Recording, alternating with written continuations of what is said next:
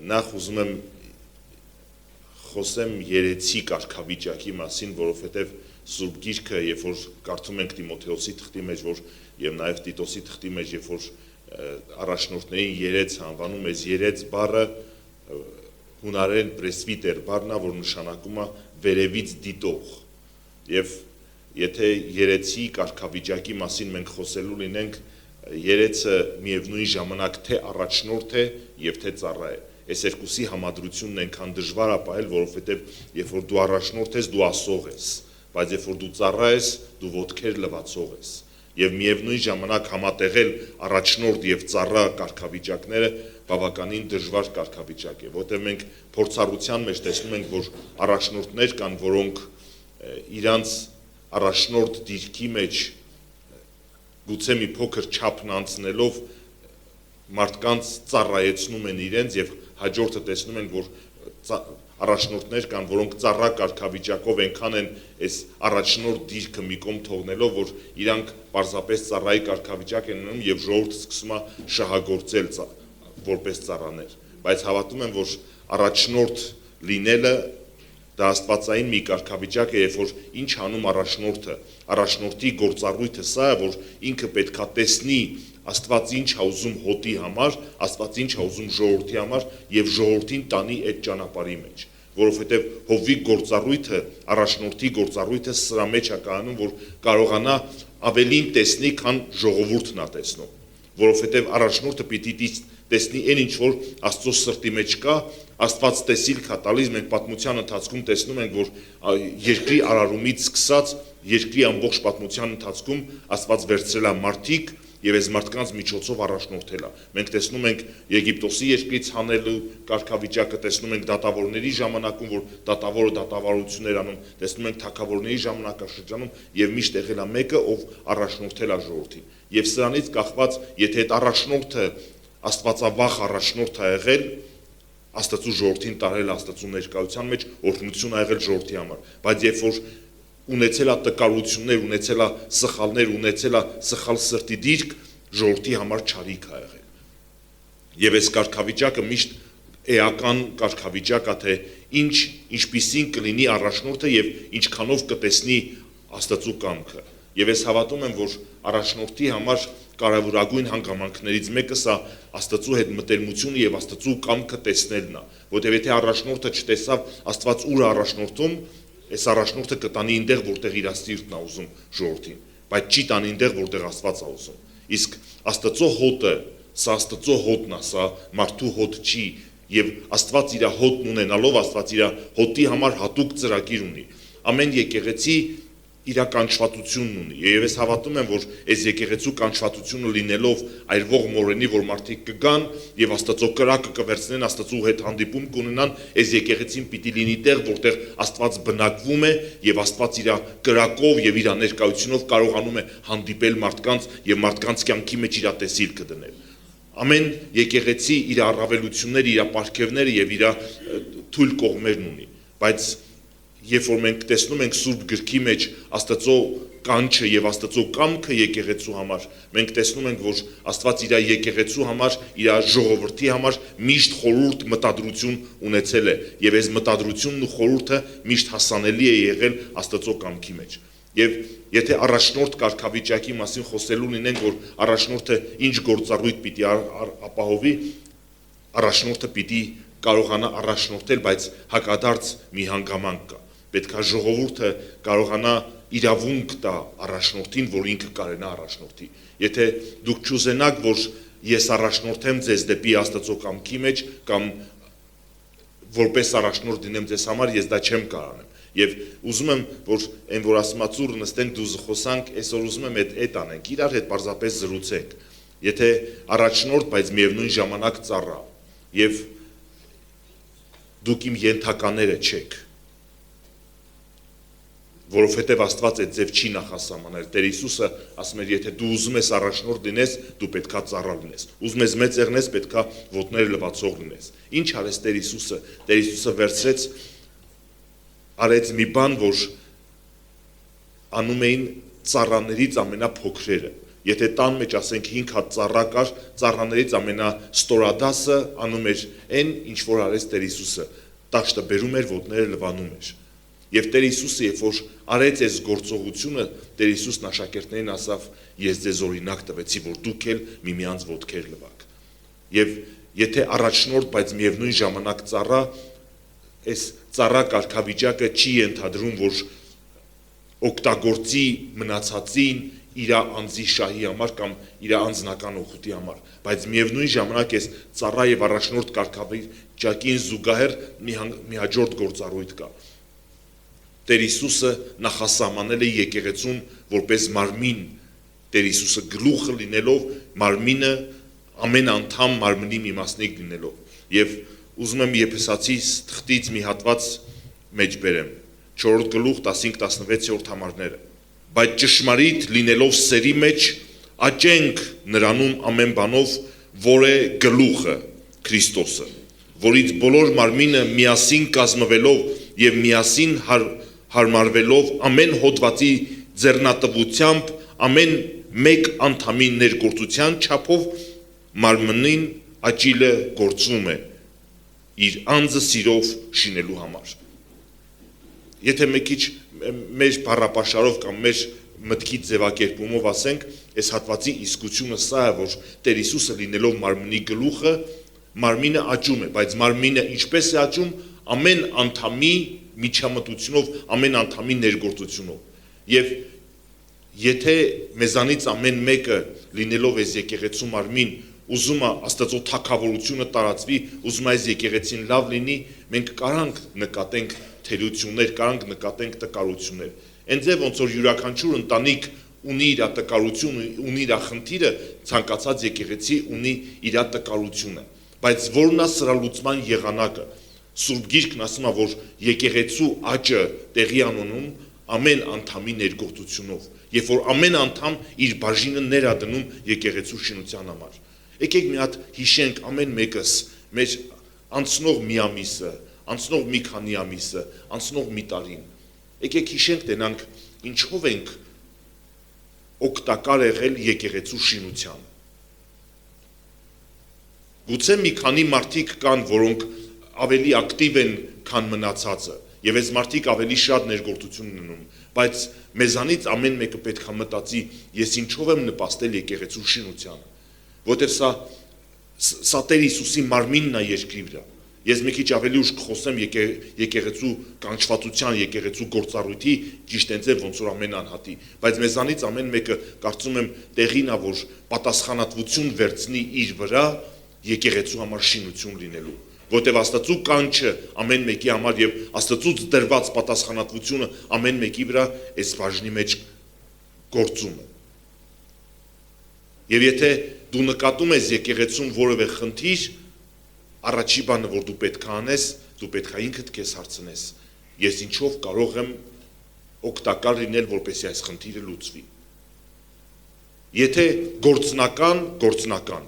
եթե չես գտնում որևէ եզր, որ քո անձնական պատասխանատվությունը դնես այդ հարցի լուծման համար, առնվազն կարող ես սրտիդ մեջ հոգս կրելով աղոթք անել Աստծուն, որ այդ խնդրի մեջ լուծումը կա, եւ վստահաբար կարող այդ խնդրի մեջ լուծումը կա։ Մենք եկեղեցում ունենք կայացած ծառայություններ եւ ունենք դեռևս չկայացած ծառայություններ։ Եվ այս ծառայությունների մեջ, որոնք դեռևս կայացած չեն, մենք երկար ճանապարհ ունենք անցնելու։ Մենք շատ գործ ունենք անելու, որովհետեւ այն գործը, որ Աստծո թագավորության մեջ կա, այս եկեղեցում բավականին ջանք է պահանջում եւ բավականին հետեւողականություն է պահանջում։ Թեև ուզում եմ պատասխանատվության կոչ անելով, ուզում եմ իմ անձնական տկարության համար խոստովանություն անեմ, որ ես բավականին ժամանակ չունեմ իմ ժամանակի գրեթե 70-80%-ը գնում է ընտանիքի համար գումար վաստակելուն եւ դժվարություն ունեմ այս առումով իմ ավելի շատ ժամանակ ներդնելու ծառայության համար, բայց հավատում եմ, որ Աստված այդ հարցի համար լուծում ունի եւ այդ հարցի լուծման համար ես ինքս անձնական ջանքեր գործադրում եմ, որպեսզի ավելի շատ ազատ ժամանակ ունենամ Աստծուն ծառայելու համար, ձեզ ծառայելու համար։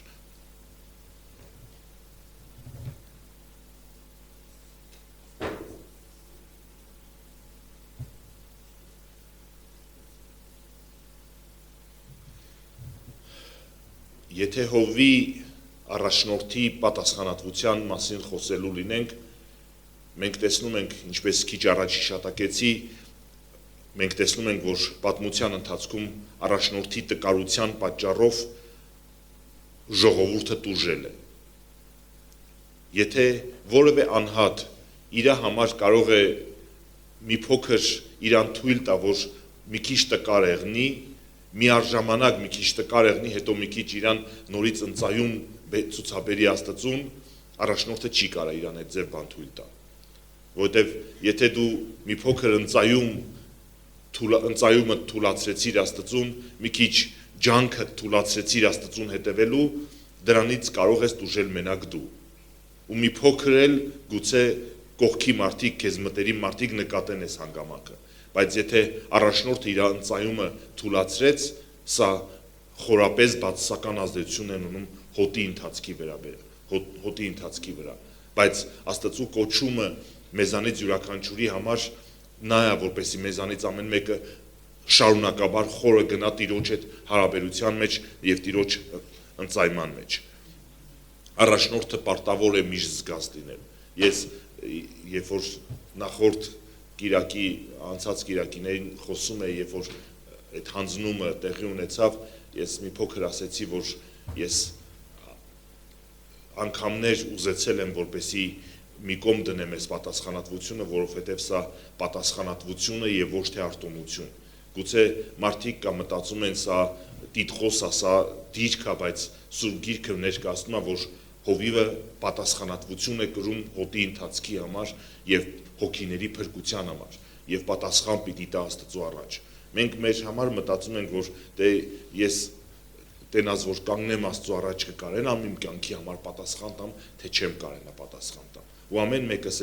այս լուրջ բանից, որ մի օր Աստծո առաջ պիտի կանգնենք ու պատասխան տանք, սա մեզ բավականին սթափեցնում է, զգաստացնում է եւ սա մեր վրա պատասխանատվություն ավելացնում, որ մենք կարողանանք մեր ընթացքը ճիշտ ձևավորենք։ Բայց հովվի համար սա պատասխանատվություն է ոչ թե միայն իր անձի համար, այլ նաեւ հոտի հոգիների փրկության համար հովիվը պատասխանատու է։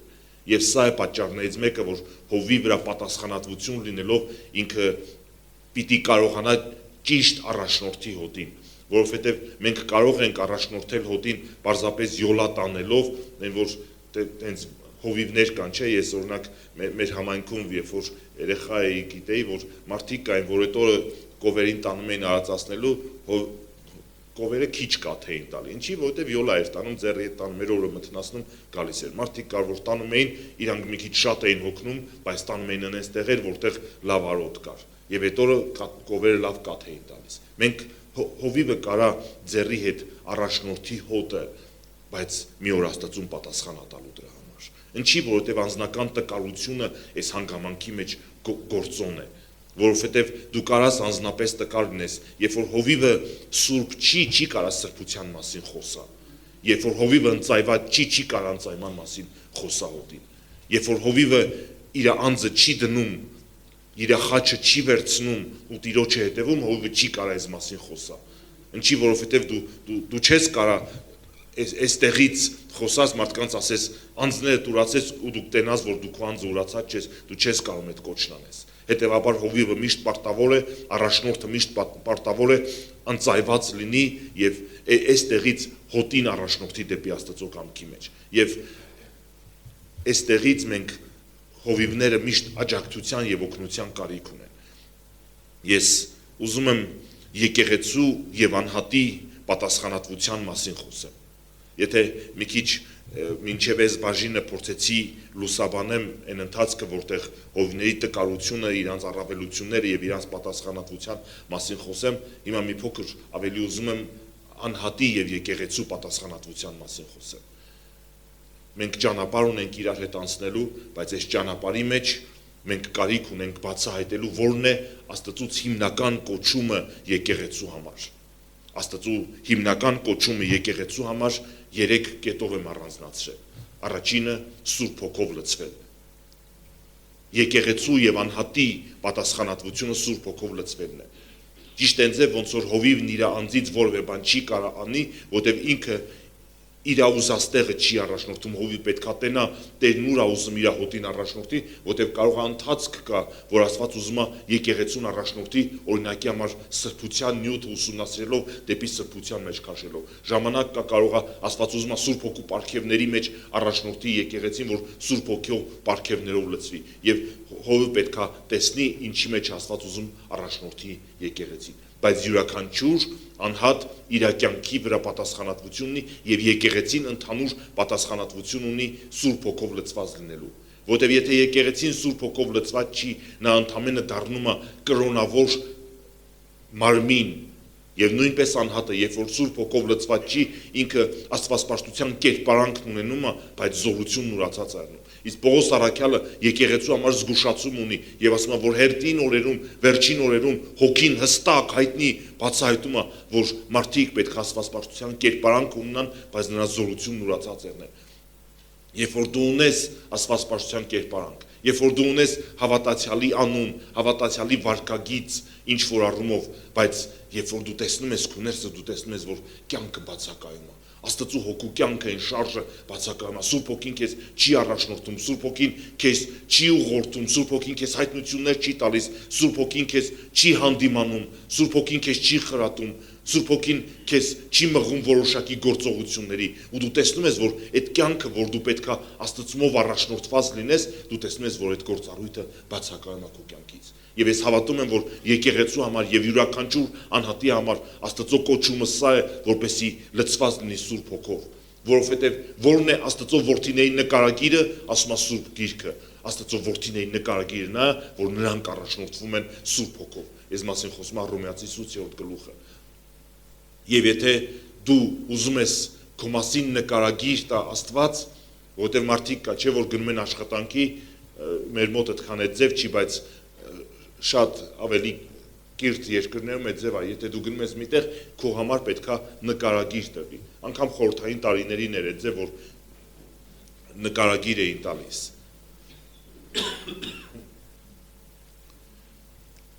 Ինչ նկարագիր է Աստված տալիս քո մասին։ Ինչ նկարագիր է Աստված տալիս մեր մասին, որպես անհատներ, որ ինչ գնահատական կլինի մեր Աստծո առաջ եւ ինչպես կգնահատվենք Աստծո կողմից։ Աստված արդյոք իմ մասին կարող վկայի, որ սա մարդ է, որը իր հույսը, իր ջանքը, իր հույսը իր ջանքի վրա չի, այլ իր հույսը Սուրբ Հոգու վրա է։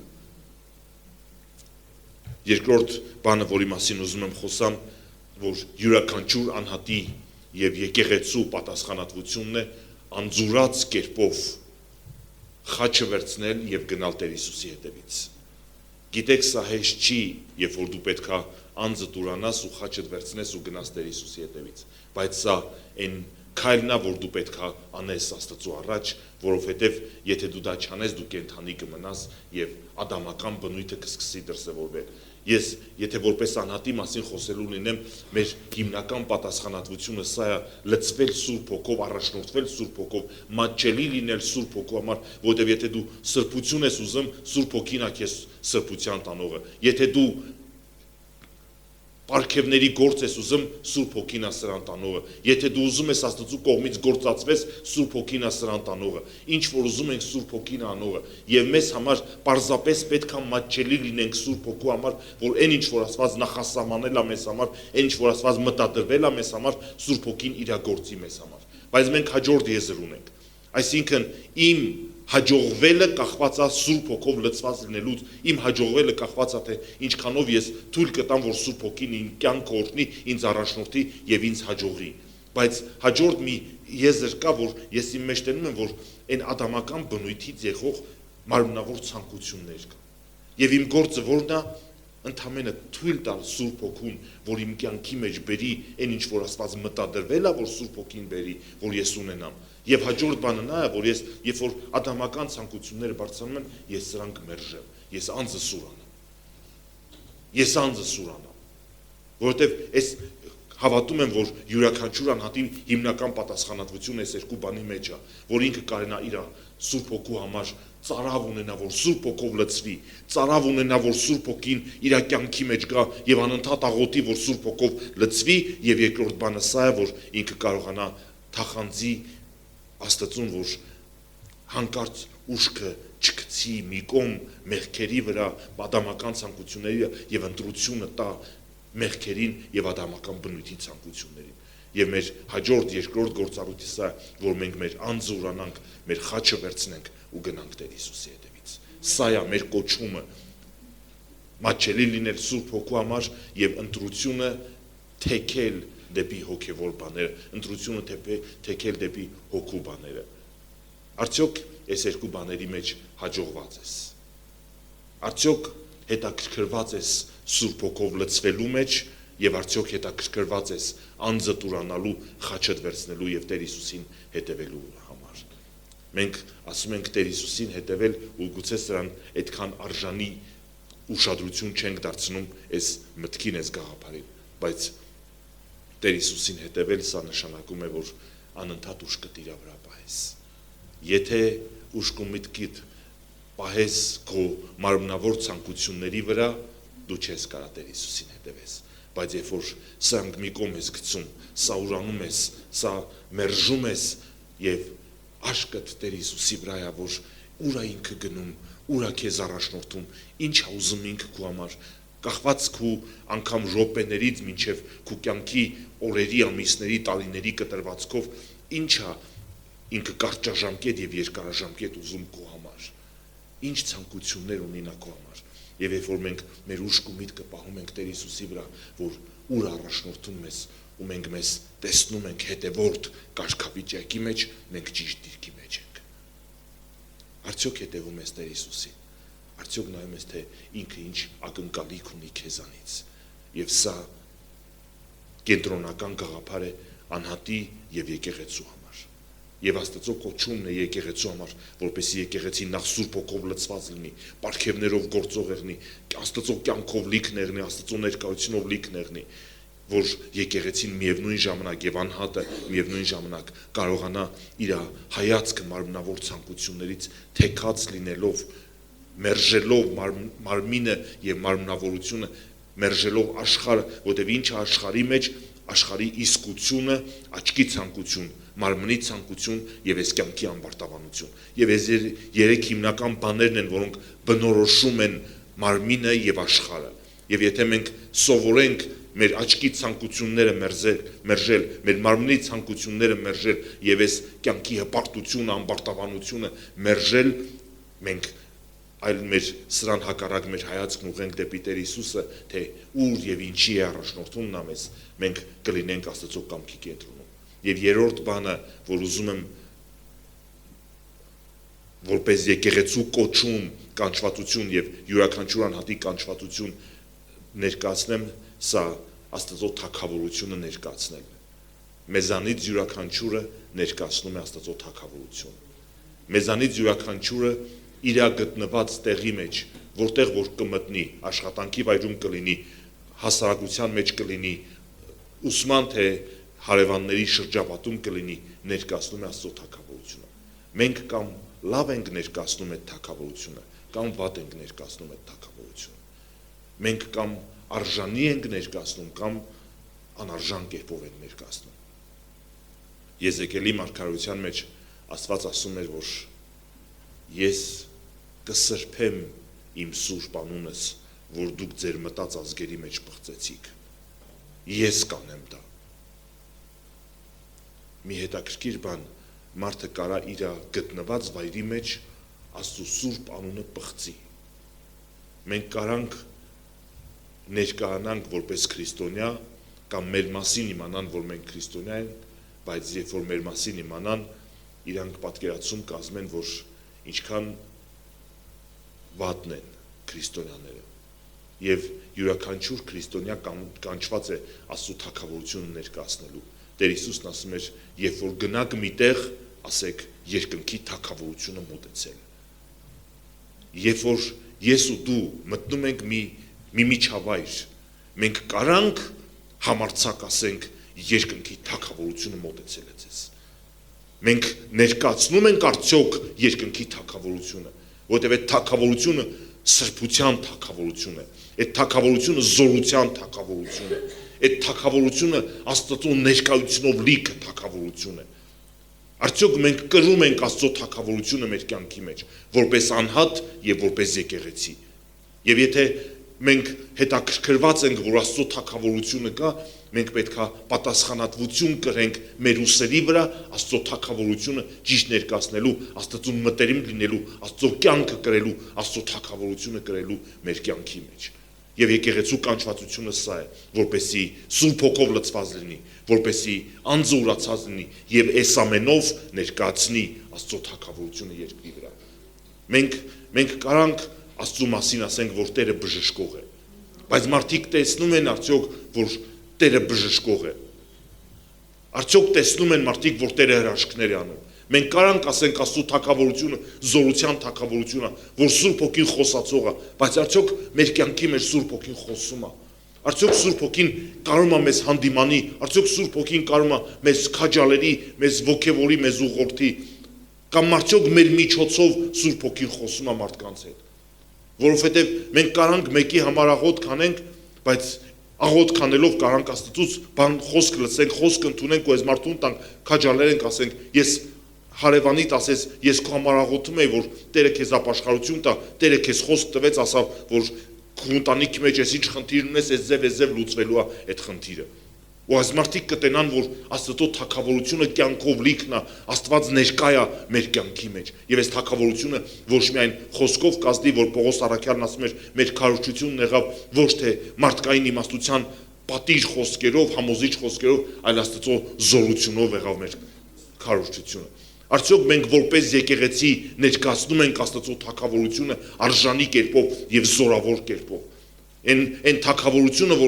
որի մասին կարդում ենք Գործ Առաքելություն, որ տարածվում էր, որ հրաշքներ, նշաններ էին եղնում, արդյոք մենք հետաքրքրված ենք, որպեսզի Սուրբ Հոգու պարգևները սկսեն գործել մեր կյանքերի մեջ։ Թե մենք համակերպվել ենք մեր տկարությունների հետ ու ասում ենք դե ապրում ենք էլի, քրիստոնյա եմ էլի։ Պողոս առաքյալը քաջալերում է, որպեսզի քրիստոնյաները նախանձավոր լինեն Սուրբ Հոգով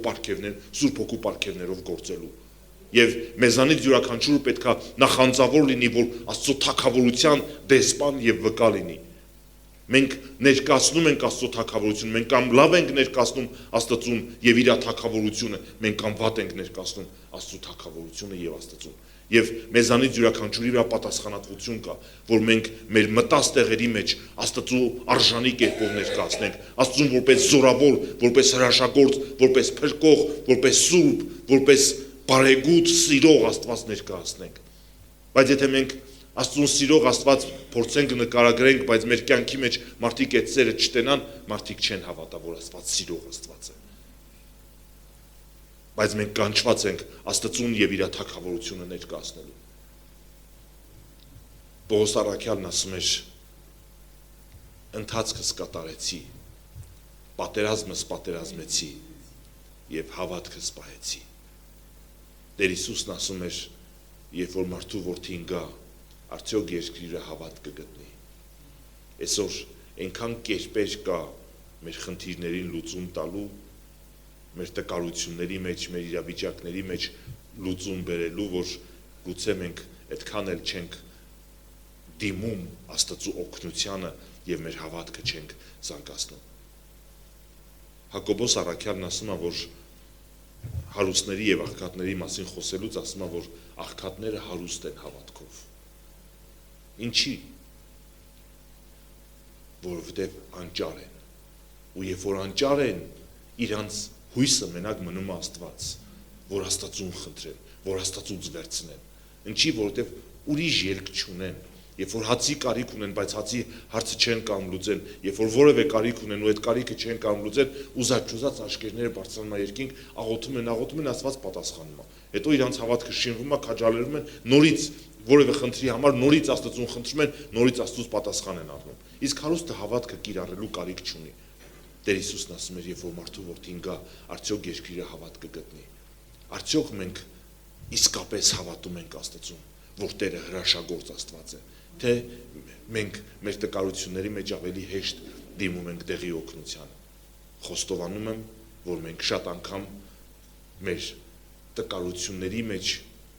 մեր հավատքը չենք կիրառում եւ Աստծուն չենք ասում, որ դու ես իմ ամենակարող Աստվածը, որ կարող ես իրավիճակներ փոխել։ Մենք չենք կիրառում մեր հավատքը, եւ մենք մեր հավատքը կամած քիչ-քիչ գուցե ձեռից տալիս ենք, բայց արդյոք սա նորմալ է քրիստոնյայի համար։ Երբ որ դու տեսնես մի հատ տկարի, որ մեկը հիվանդության մեջ է, որևէ դիպվածով մեկի կողքին հայտնվես, որը շատ տկարության մեջ է, արդյոք կհամարձակվես ասես, արի աղոթեմ քո համար ու Տերը կբժշկի քեզ։ Արդյոք կարաս ես վստահությունով ասես, ես կաղոթեմ ու Տերը կբժշկի քեզ։ Բայց Տեր Հիսուսն ասում էր, ովքեր որ հավատան հիվանդների վրա ձեռք պիտի դնեն եւ նրանք պիտի առողջանան։ Եվ սա է Աստծո թագավորությունը, որ զորությունով լի թագավորություն է։ Բայց մենք մեր աչքերը, որ կամանց կտրում ենք Տիրոջից, աստիճանաբար սկսում ենք բնական կյանքով ապրել եւ ոչ թե գերբնական կյանքով ապրել։ Բայց մենք գերբնական Աստծո ժողովուրդը լինելով պիտի գերբնական Աստծուն ներկայացնենք եւ նրա կյանքը դրսեւորենք երկրի վրա։ Ապրենք, վազենք, քայլենք։ Եվ սա է կոչումը եկեղեցու, որ եկեղեցին պիտի ապրի Աստծո կամքի մեջ եւ Աստծո կամքը շարադրի, Աստծո կամքը թելադրի այս աշխարհին։ Եկեղեցին մի օրգանիզմ է, որը ոչ թե կրոնական կազմակերպություն է, այլ եկեղեցին Աստծո դեսպանատունն է, որտեղ Աստծո թագավորությունն է եւ որտեղ Աստված ներկա է։ Եվ որտեղ որ Աստված ներկա է, Աստված պիտի սկսի հոսել հասարակության մեջ, փոխելով հասարակության կարծիքը, փոխելով հասարակության մշակույթը, հասարակության սովորությունները, հասարակության ընկալումները, հասարակության սրբության մակարդակը եւ եկեղեցին պիտի ազդեցություն ունենա։ Իսկ մենք կանչված ենք այդ ազդեցությունը լինելու, Աստծո ազդեցությունը լինելու այս հասարակության մեջ։ Եվ այսօր մի հատ մարտահրավեր եմ ուզում նետեմ յուրաքանչյուրիս։ Մենք արդյոք ուզում ենք հետևենք Տեր Հիսուսին եւ միջոցը դառնանք Տեր Հիսուսի, որ նա գործի մեր մեջ եւ մեր միջոցով այս աշխարհի մեջ։ Եթե մենք խոսեցինք, որ Սուրբ Հոգու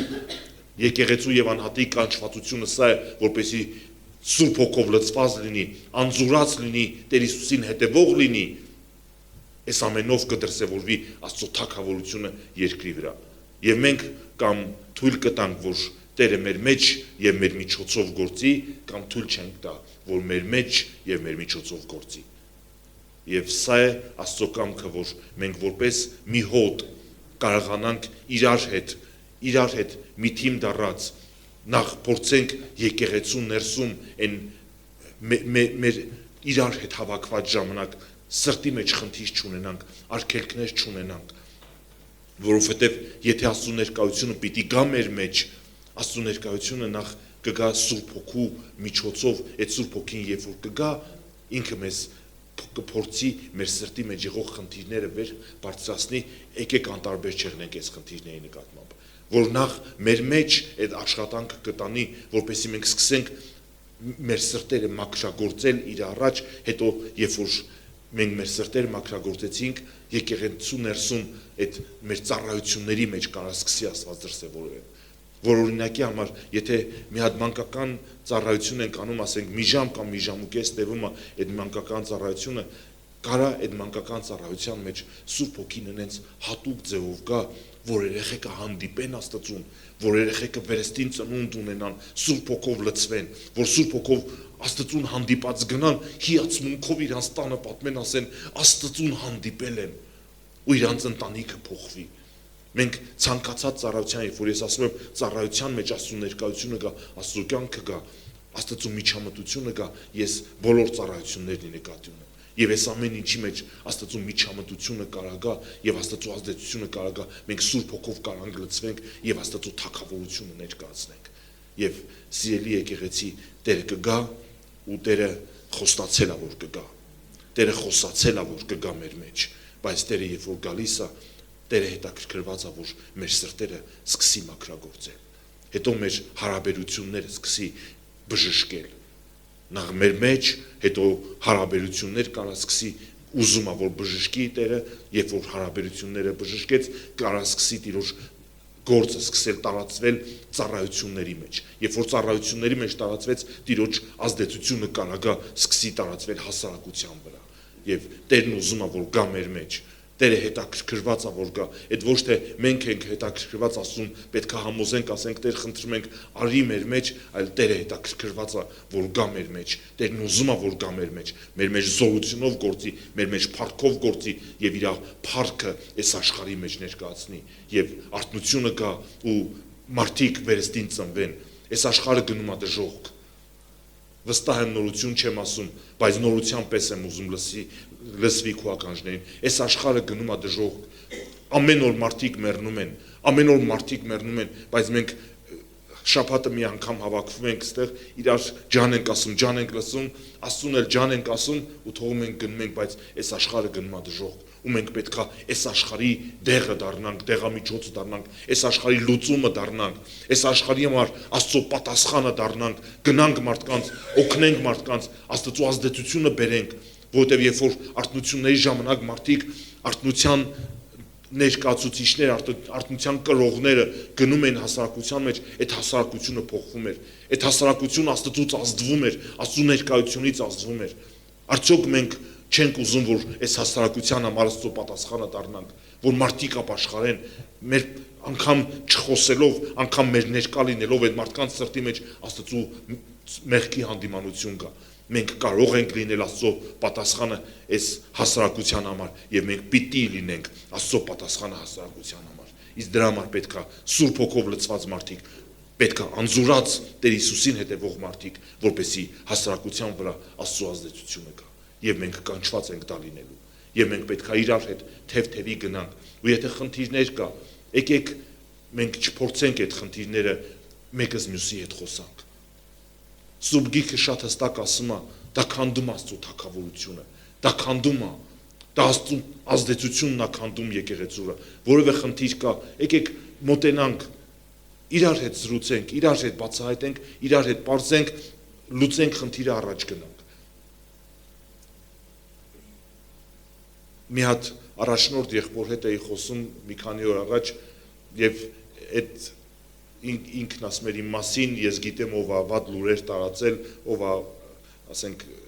հարաբերությունների վրա ազդել, եւ ասում էի, բախի չես իր հետ խոսում, ասում էր դե ինքը տղավարի չի խոսում, որ գնամ նստեմ հետը, ասում եմ այս բանն եղել, ասում է չէ այդ բանը չի եղել, բայց ասում Սուրբ Գիրքը չի ասում, եթե հետը տղավարի չէ խոսում, կարաս հետը չխոսաս, ասում է եթե եղբայրդ քու դեմ բան ունի, գնա իր հետ պարզի ու հետաքրքրված պիտի լինենք հարաբերություններ բարձելով։ Մենք մեզ համար մեկնաբանություններ ենք գտնում ու այդ մեկնաբանությունները երբեմն Աստծո խոսքից ավելի բարձր ենք դասում, բայց Սուրբ Գիրքը մեզ համար կանոններ ունի, հստակ սահմաններ ունի, տված որ ասում է, որ խնդիրը լուծելու համար պիտի այս կերպը գտնվի։ Եվ այդ կերպը Աստծո կերպերն է, որ Սուրբ Գրքի մեջ շահադրում է։ Եվ մի հետաքրքիր, եթե մենք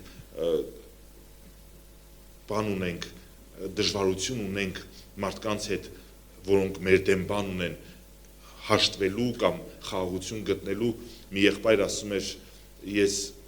մարդիկ կային, որոնք ես հովվական ծառայության մեջ էի եւ այդ մարդիկ մի քանի առաջնորդներ կային, որոնք հայտնի առաջնորդներ են եւ իմ դեմ բան ունեին, ասում էին մեղադրանքներ ունեին իմ նկատմամբ։ Եվ ինձ խորհուրդ տվեցին, ասեցին գնա ու նստի ու լսի իրանց եւ մի փորձի արդարանաս։ Եվ ասում եմ ես իրանց ասեցի հրավիրեցի իմ մոտ, ասում եմ իրանք նստեցի եւ սկսեցին ինձ ասել ինչի մեջ եմ ես սխալ, ասում եմ ես որևէ բանով չարդարացա, ասեցի էլ ինչ ունեք ասելու, էլի բան կա որ ունեք ասելու ինձ, ասում եմ իրանք ասեցին ու վերջացեցին, ասում եմ ասեցի էլի բան ունեք, ասեցին չէ, ասում եմ ասեցի բա ինչով կօգնեք ինձ որ ես այս խնդիրը հարթեմ։ Եվ ասում եմ այն մարդիկ ովքեր ինձ հակառակախոսներ էին, դարձան ինձ օգնողները, որ ես այս խնդիրը լուծեմ։ Մենք երբեմն կարիք ունենք մարդկանց հետ հարաբերություններ բարձելուց, որ